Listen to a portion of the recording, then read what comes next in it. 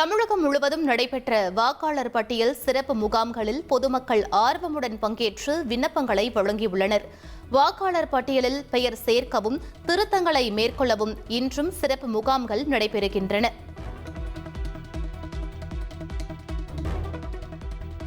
சென்னையில் ஆபரண தங்கத்தின் விலை நேற்று ஒரே நாளில் சவரனுக்கு 1680 ரூபாய் அதிகரித்து ஒரு சவரன் தங்கம் 1,04,800 ரூபாய்க்கு விற்பனை செய்யப்படுகிறது. நடப்பாண்டில் தங்கம் விலை சவரனுக்கு 47,600 ரூபாய் உயர்ந்துள்ளதால் நகை பிரியர்கள் அதிர்ச்சி அடைந்துள்ளனர். தங்கத்தைப் போலவே வெள்ளி விலையும் வரலாறு காணாத அளவு அதிகரித்துள்ளது. கிலோவிற்கு 20,000 ரூபாய் அதிகரித்து ஒரு கிலோ வெள்ளி 2,74,000 ரூபாய்க்கு விற்பனை செய்யப்பட்டு வருகிறது.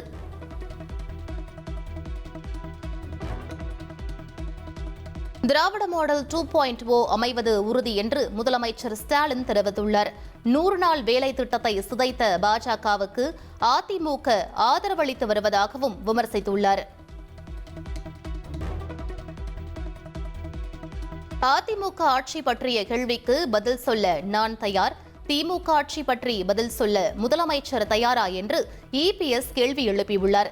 தேர்தல் பயத்தில் அவசர கதியில் லேப்டாப் விநியோகம் செய்யப்படுவதாகவும் அவர் விமர்சித்துள்ளார்.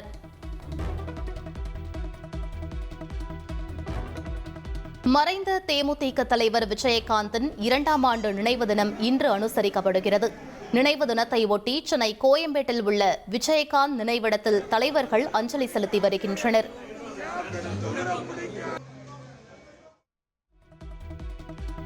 தவேக தலைவர் விஜயின் கடைசி படமான ஜனநாயகன் இசை வெளியீட்டு விழா மலேசியா தலைநகர் கோலாலம்பூரில் மிக பிரம்மாண்டமாக நடைபெற்றது.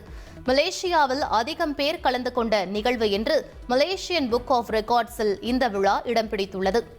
33 ஆண்டுகளாக தமக்காக நின்ற ரசிகர்களுக்காக சினிமாவை விட்டுக் கொடுத்திருப்பதாக விஜய் பேசியுள்ளார். அடுத்த 33 ஆண்டுகளுக்கு ரசிகர்களுக்கு துணை நிற்பேன் என்றும் ஜனநாயகன் இசை வெளியீட்டு விழாவில் அவர் கூறியுள்ளார். சட்டமன்ற தேர்தல் கூட்டணி குறித்து சஸ்பென்ஸ் இருந்தால்தான் கிக் இருக்கும் என்று தவேக தலைவர் விஜய் பேசியுள்ளார். 2026 வரலாறு மீண்டும் திரும்புகிறது, அதனை ஆற தழுவி கொண்டாட தயாராவோம் என்றும் அவர் நம்பிக்கை தெரிவித்துள்ளார். அன்புமணி பக்கம் இருப்பவர்கள் நியாயத்தை புரிந்து கொள்ள வேண்டும் என்று பாமக நிறுவனர் ராமதாஸ் தெரிவித்துள்ளார்.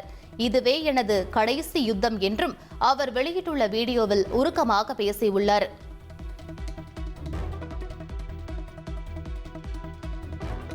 நெடுந்தீவு அருகே மீன்பிடித்துக் கொண்டிருந்த ராமேஸ்வரம் மீனவர்கள் 3 பேரை இலங்கை கடற்படையினர் கைது செய்துள்ளனர்.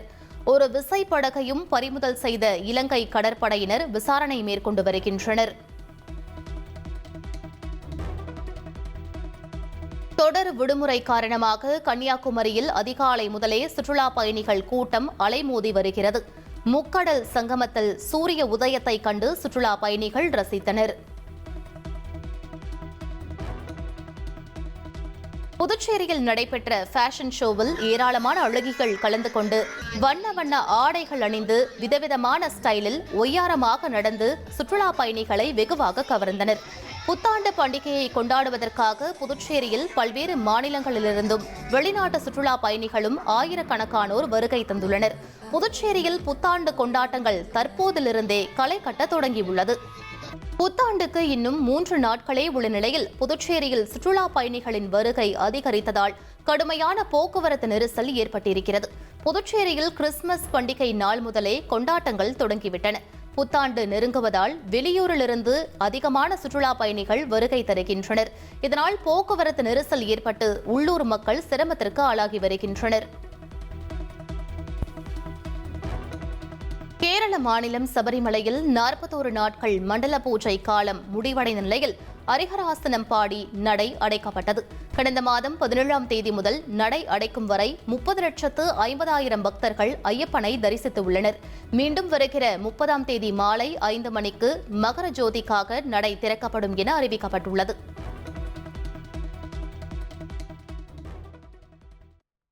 குடியரசுத் தலைவர் திரௌபதி முர்மு ஞாயிற்றுக்கிழமை கர்நாடக மாநிலத்தின் கார்வார் துறைமுகத்தில் இருந்து நீர்மூழ்கி கப்பலில் பயணம் மேற்கொள்ள உள்ளார்.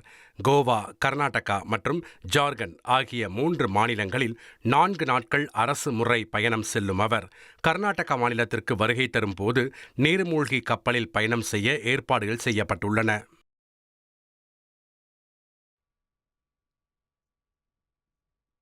ஆரவல்லி மலைத்தொடர் எல்லை வரையறை தொடர்பான வழக்கை உச்சநீதிமன்றம் தாமாக முன்வந்து விசாரணைக்கு எடுத்துக் கொண்டுள்ளது. உச்சநீதிமன்ற தலைமை நீதிபதி தலைமையிலான அமர்வில் இந்த வழக்கு நாளை விசாரணைக்கு வரும் என்று தெரிவிக்கப்பட்டுள்ளது.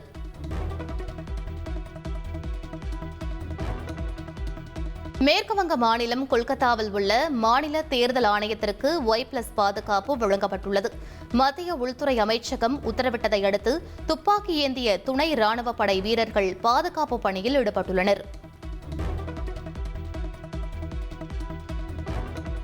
கர்நாடக மாநிலம் பெங்களூருவில் சட்டவிரோதமாக கட்டப்பட்ட 400 வீடுகளை புல்டோசர் கொண்டு இடித்த நடவடிக்கைக்கு கண்டனம் வலுத்துள்ளது.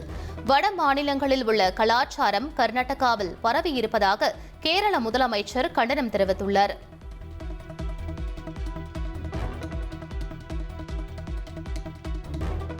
தேசிய நுகர்வோர் உதவி எண் மூலமாக வந்த புகார்கள் அடிப்படையில் கடந்த 8 மாதங்களில் 45 கோடி ரூபாய் திருப்பி அளிக்கப்பட்டுள்ளதாக மத்திய அரசு தெரிவித்துள்ளது. 31 துறைகள் தொடர்பான 67,265 நுகர்வோர்களின் குறைகள் தீர்க்கப்பட்டுள்ளதாகவும் மின்சாரம் மற்றும் சுற்றுலாத் துறையில் அதிக புகார்கள் பெறப்பட்டதாகவும் மத்திய அரசு தெரிவித்துள்ளது. டெல்லியின் சில இடங்களில் நச்சுப்புகை மண்டலம் சூழ்ந்ததால் மக்கள் கடும் அவதியடைந்தனர். குறிப்பாக கீதா காலனி பகுதியைச் சுற்றியுள்ள பகுதிகளில் கடும் பனியுடன் நச்சுப்புகை மண்டலம் சாலைகளில் படர்ந்து காணப்பட்டதால் போக்குவரத்து குறைந்து காணப்பட்டது. இந்த பகுதியில் காற்றின் தர குறியீடு கடுமையானது என்பதை குறிக்கும் வகையில் 413 பதிவாகியுள்ளது. சீனாவின் ஹெய்லாங்ஜியாங் மாகாணத்தில் அமைந்துள்ள உயிரியல் பூங்காவில் பாண்டாக்கள் பனிப்பொழிவில் மகிழ்ச்சியோடு துள்ளி விளையாடுவதை சுற்றுலா பயணிகள் கண்டு ரசித்து புகைப்படம் எடுத்துச் செல்கின்றனர்.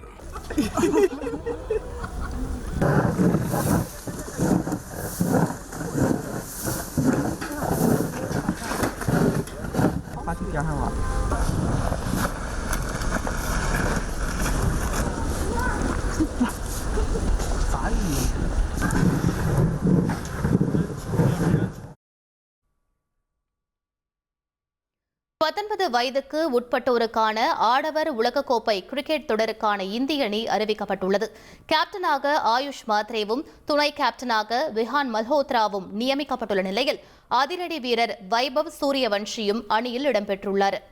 விவசாயிகள் பயன்பெறும் வகையில் 1000 உழவர்கள் நல சேவை மையங்களை முதலமைச்சர் ஸ்டாலின் திறந்து வைத்துள்ளார். திருவண்ணாமலையில் நடைபெற்ற அரசு நிகழ்ச்சியில் வேளாண் கண்காட்சியை தொடங்கி வைத்த முதலமைச்சர் அரங்குகளையும் பார்வையிட்டார்.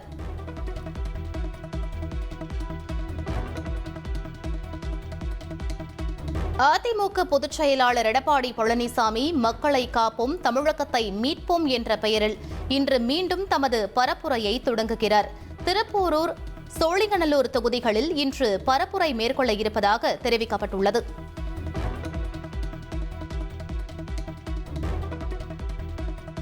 நண்பர்கள் இருக்கிறார்களோ இல்லையோ, வலுவான எதிரி இருக்க வேண்டுமென்று தவிக தலைவர் விஜய் கூறியுள்ளார். சும்மா வருபவர்களை எல்லாம் எதிர்த்துக் கொண்டு இருக்க முடியாது என்றும் அவர் கூறியுள்ளார்.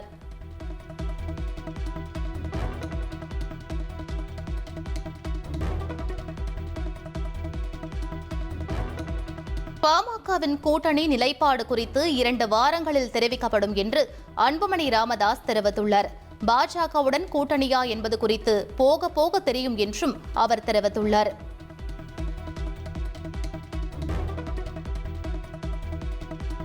சென்னை திருவேற்காட்டில் நடைபெற்ற நாம் தமிழர் கட்சியின் பொதுக்குழுவில் 26 தீர்மானங்கள் நிறைவேற்றப்பட்டுள்ளன. இலவசம் என்பது வளர்ச்சி திட்டம் இல்லை என்று விமர்சித்த சீமான், நாதாக ஆட்சிக்கு வந்தால் வீட்டிற்கு ஒரு ஹெலிகாப்டர் வழங்கப்படும் என்று நகைச்சுவையாக கூறினார்.